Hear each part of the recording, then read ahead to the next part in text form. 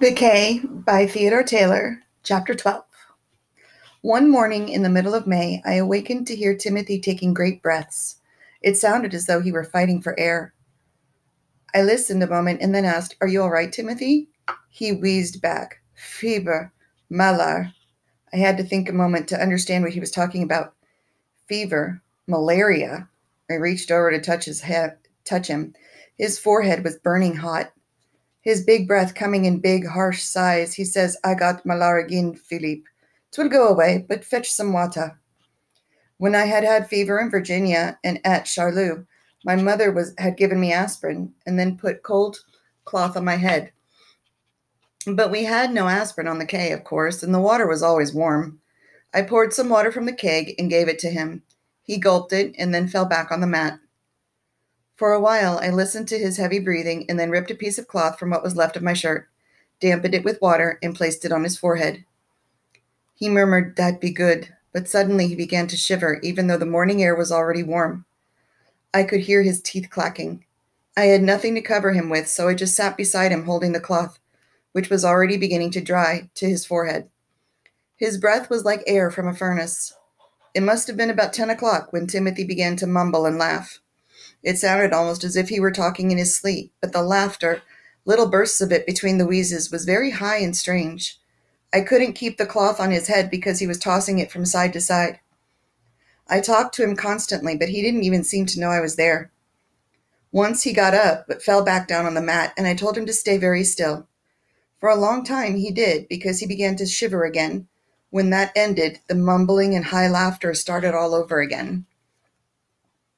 At about noontime, the mumbling got worse, and I could feel him trying to get to his feet. I clung to his arm, shouting for him to lie down again, but he threw me aside as if I weren't there. I could hear him crashing down the hill toward the sea, the frightening laughter echoing back. I followed the trail of laughter, then I heard splashing and knew he'd gone into the water. I yelled, "Timothy, Timothy, come back!" Suddenly it became dead quiet. I screamed his name again and again. There was no answer. I reached the beach and waded out to my knees, then began to move slowly along, trying to keep on a line with the beach. I had gone about 30 steps when I fell over Timothy's body, plunging down in the water. Holding on to him with one hand, I got on my feet again. The upper part of his body was floating, but I knew his feet were dragging on the bottom. I put my face against his mouth. Yes, he was still breathing. I worked myself around to put both hands under his shoulders, but he was too heavy that way. Then I clasped my hands under his chin and began to pull him out. He made strange sounds, but did not try to help me. It took me what seemed like a long time to get Timothy out of the water and back up on the damp sand. He must have weighed 220 or 30 pounds, and I could only move him 2 or 3 inches at a time.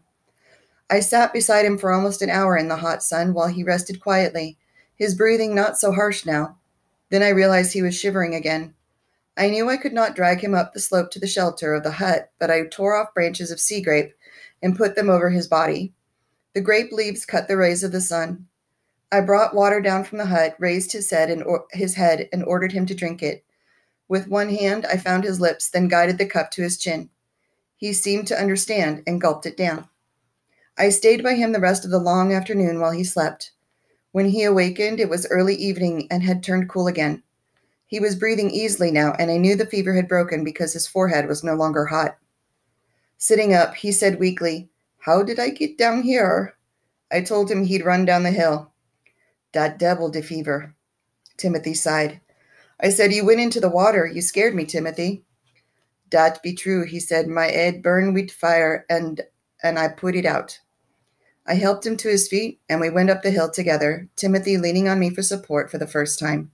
He never really regained his strength. That's chapter 12.